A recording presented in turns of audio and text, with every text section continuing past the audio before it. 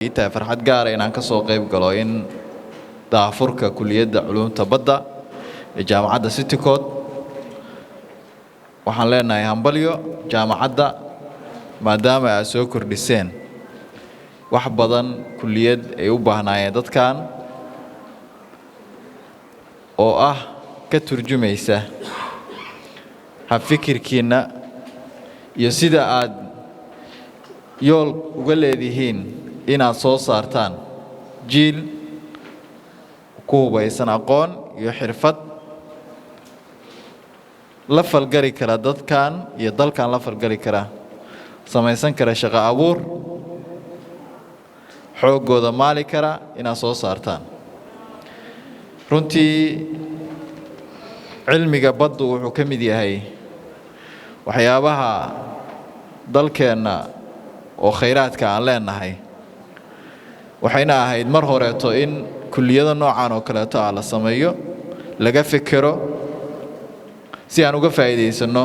khayraadka badeena sida ay sheegeen mas'uuliyiinta horeeto waxaan leenahay xeebta ugu dheer Soomaaliya Afrika leenahay inagana daree Puntland ay tan Soomaaliya ugu dheer baan leenahay marka in laga faa'iideysto oo aan noqon in xeebtii oo saa isaga dheer inagana inaan ku dulbaqtino marka muhiimad gaar ay leedahay sidoo kaleeto in cilmiga badda la soo saaro aqoonyahan waxay faa'iido u leedahay deegaanka markaas in laga fikiro khataraha ka iman kara badda noolayaasha ku jira sida maalintii dowladda dhacday oo dolphinkii ama humburadii soo caariday oo kaleeto in la helo waxyaabihii sababay u soo caarisay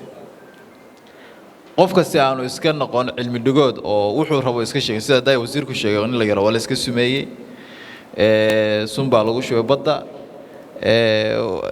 wax un baa dhacay waa sumowday waxay doonto qofku rusuura oo isagu isaga qaato laakiin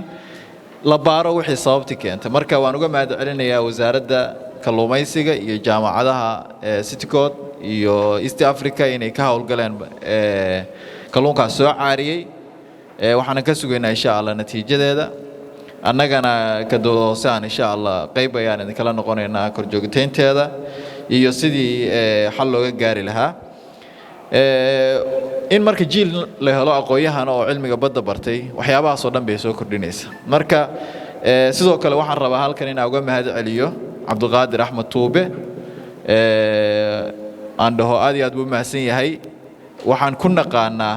markasta inuu garab taagan yahay waxbarashada markasta inuu garab taagan yahay horumarinta waxbarashada dalka kulliyadda inuu isagu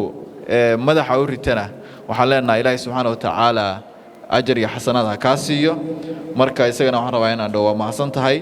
halkan waxaan rabaa sidoo kale inaan ganacsatada aan fariin uga diro oo nidhaahdo mar haddii la soo saarayo arday baratay cilmiga badda waxay u baahan yihiin shaqo abuur ganacsatada iyo shirkadaha waxaan rabaa inaan dhahno waa inay sameeyaan maalgashi xeebaha Puntland oo ay la yimaadaan si dhalinyartaas iyo dadka soo baxay jiilkaas ay ugu helaan shaqo abuur